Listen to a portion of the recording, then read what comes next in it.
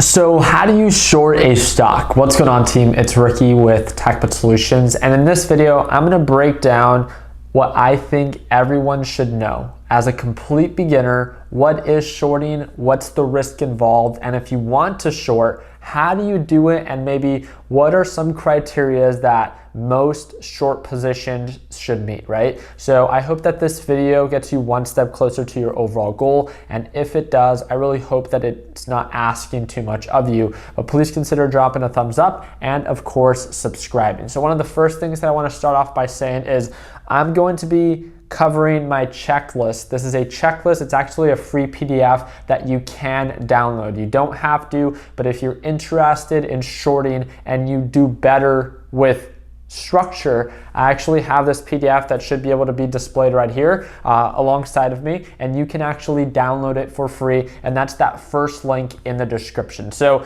the reason I really like making these checklists are because it makes it a little bit easier to understand what criteria a stock has to meet, or therefore an opportunity has to meet, before you begin to actually take action. So let me go ahead and start off by explaining what shorting is. So a lot of us focus on going long, and you don't really think about that when you're just like, I want to invest in Tesla, I want to invest in Apple, I want to invest in Facebook. This means that you're buying a stock and your hope is that it increases in value over a period of time. That's going long on a stock, or therefore investing in a stock. Then now there's the opposite, where you go short on a stock, meaning that you actually sell the stock first, meaning you borrow shares, you sell the stock first, and you're supposed to buy back the shares at a later time. But when it comes down to shorting a stock, you actually make money because you sell first.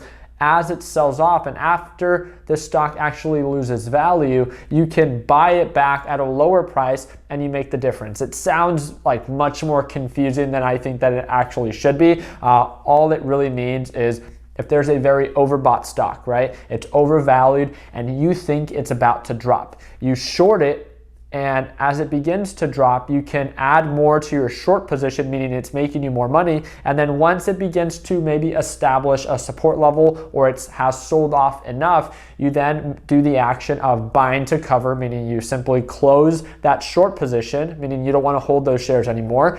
So you lock in your profits and you buy to cover. So you buy at overbought levels, or you sell at overbought levels, and you buy to cover at lower levels, therefore making a profit. So an example with that is when Tesla was nearly at $1,300 a share. A lot of people were considering shorting it. They waited for a confirmation of it pulling back. They began to short it, and then they covered nearly at $1,000 a share. So they made the profit of the difference of $1,300 to $1,000. So now that we talked about what shorting a stock is, how is it that you do it? Well, if you jump onto a platform such as Webull, which again, you don't have to use yourself, but if you guys do want to use it, the link is actually in the description if you want to download it for free. It actually has the option for some of these stocks where you can actually short them, and you just treat it as literally a normal order where you buy, where you sell, and you can choose to short it. There's not every stock that's available to short, but the ones that are, it should clearly show it for you on the Webull platform. You work with either, again, limit orders, market orders, stop. All of this is the same, and you just enter your position. So there's no difference in shorting a stock and how you actually do it versus buying a stock or selling a stock. On Webull, it's done the exact same way. Now, let's say I short 10 shares of Pinterest and then it sells off, right? And I made my money and I want to get rid of those shares. Get rid of those short shares, I buy to cover. So I just have to make sure that I buy those 10 shares again, therefore at that lower price, and I will actually make the difference. So when you short a position, it will show negative shares instead of 10 shares. It will show negative 10 shares. Therefore, you're shorting 10 shares of whatever stock, and then you buy 10 shares to cover to get you back to zero, and you make the difference in profit. Again, it sounds more confusing than it actually is. It's actually not confusing at all.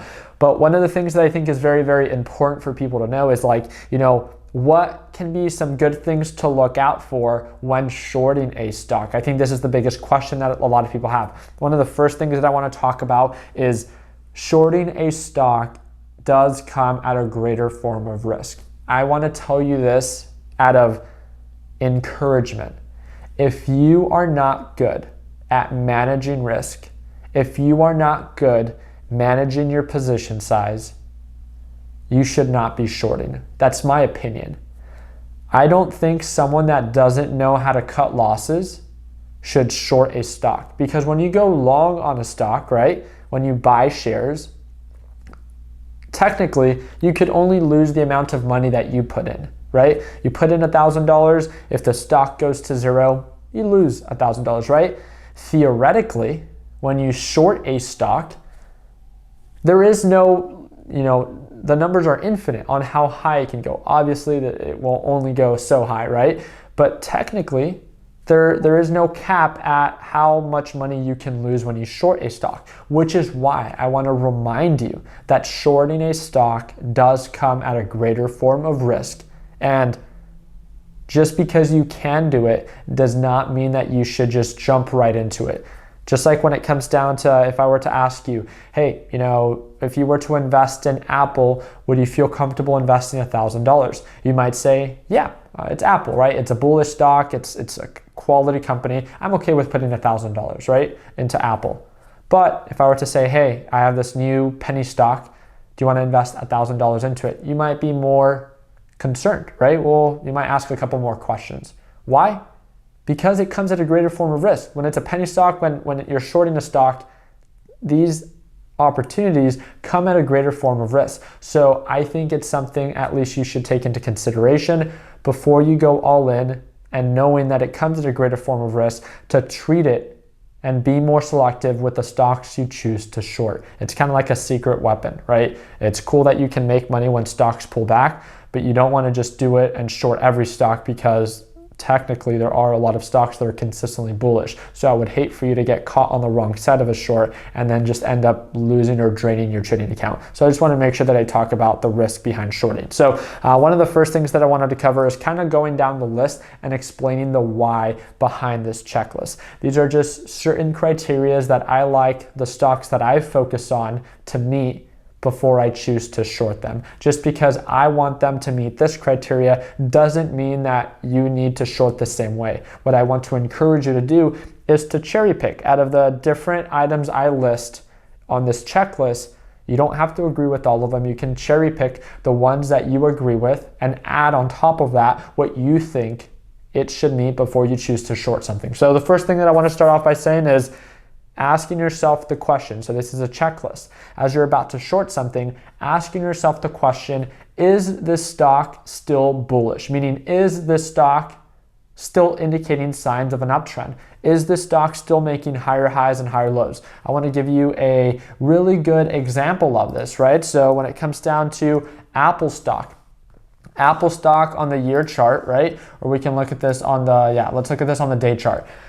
Apple stock, this is for the past year, is consistently bullish. It makes higher highs and higher lows. And yes, it does pull back from time to time, just like any stock, but Apple stock is very bullish over a grand, period of time.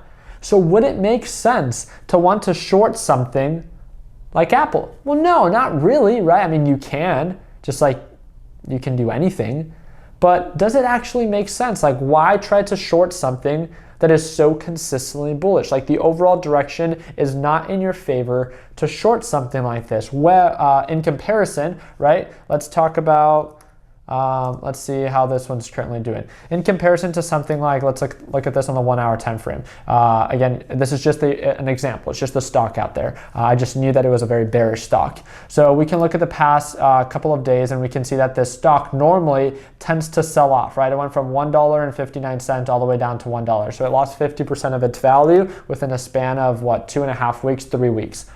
That's a bearish stock. That's a stock that's consistently selling off. Since it's selling off so consistently for a big long period of time, I might be a little bit more inclined to want to short something like that, simply because it's more bearish, meaning it's selling off, than it is bullish. So asking yourself that very simple question, is this stock bullish? And if your answer is yes, then for me, I would not want to short something that's bullish, because that means that it's indicating signs of an uptrend. So therefore, I would have to hold off on shorting that specific stock. Now, another one that I might want to talk about is this stock confirming lower lows? Meaning, is it indicating signs of it selling off? Is this stock proactively selling off? So let's actually go ahead and break down Pinterest, right? Pinterest on the 4-hour time frame has been making lower highs and lower lows. It hasn't been having the best activity. This is just, again, an example. And this might be something that I might be more willing to short because the direction is in my favor when shorting a bearish stock. Normally, when you go long on a stock, you wouldn't want to go long on a stock that's consistently bearish. But now you're making money as the stock sells off. So now it's reversing the way that you would normally think and asking yourself the question the other way, right?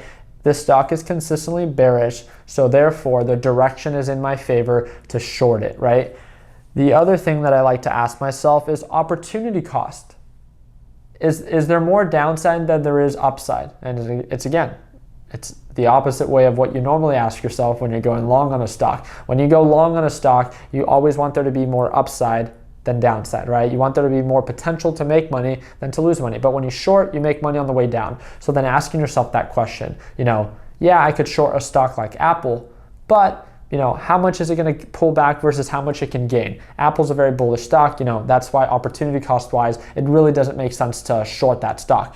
But when something like Pinterest, I can take into consideration, well, Pinterest gets rejected by the moving average, and looking at, current resistance levels and where we're at right now, if it were to sell off to previous lows, that's about a 9% downside versus a 4% upside. So, it's a 2-to-1 ratio, meaning that I can make 2% for every 1% that I put myself at risk. And at least with that, opportunity cost wise, depending on what it is that you're looking for, can meet your criteria. But one thing that I always ask myself is there more downside than there is upside? Because when shorting a stock, that would be an attractive quality, therefore criteria for this stock to me. And one of the very important things that you need to take into consideration, especially if you're an absolute beginner, is position size. When shorting a stock, it doesn't mean that because you have $1,000 in your trading account that you have to short a stock with $1,000. It's mind-boggling to me that people always think when they're getting started that they have to go all in every single time that they take a trade. Why not embrace the challenge? Why not understand that shorting a stock comes at a greater form of risk, and instead of going in with $1,000 like you normally would when you go long on a stock, maybe go in with $50, maybe go in with $100. Manage and mitigate that risk. Because you're putting yourself in a riskier position, a riskier trade, shorting a stock, maybe you approach it in a much more, again, risky way, right? So you watch that position size and you manage it. So you, instead of taking $1,000 position size, you go in with $50 or $100. And if it confirms and it begins to sell off, then you can always add more into your short position, therefore increasing your short position because you're making money while you're shorting it. So therefore you're inclined to add more to your short position because you've proved it to yourself that you were correct and it makes sense to short this stock, but you ease into it because you understand that it comes at a greater form of risk. Let me know what you guys think about that. And the last one that I need to talk about is risk management. Just like we take risk management into consideration before we go long on a stock, it is even that much more important when you short a stock. Every single time, at least for all of our Learn Plan Profit members, every single time that you short a stock, I need you to take into consideration how much money you are willing to put at risk, meaning your max dollar loss or your max percentage loss, meaning that if I go in with $100, I don't want to lose more than $10. I don't want to lose more than $5. This is a figure that you need to be okay with, right? So when you put yourself in that position, and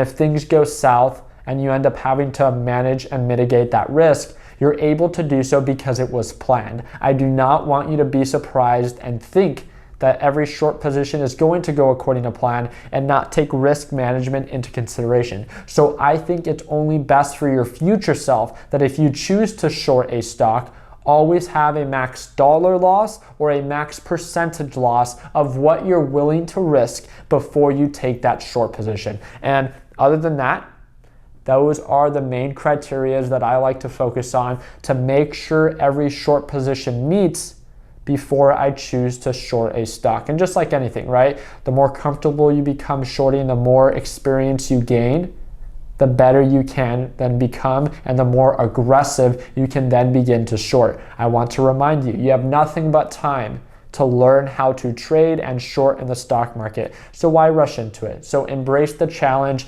ease into it if you choose to short, but understand that it does come at a greater form of risk. And I just thought that I would do my part in breaking down on how I would, as a beginner, short but also take risk management into consideration. Again, if you guys want to download this PDF, it is for free, and it's that first link in the description. If you have any questions whatsoever, if you're an absolute beginner, first, please make sure you subscribe to the channel. I upload new videos every single day. And second, I want to encourage you to reach out to me. My Instagram is down in the description, and I would love the opportunity to just kickstart a message and be of assistance for you. So if you've never connected with another trader, click that link, message me on Instagram, and just introduce yourself and what your goal is and how you think I can assist you there. I really do appreciate you guys' time. Again, I hope that we earned your thumbs up. And like always, let's make sure that we end the year on a green note. Take it easy, team.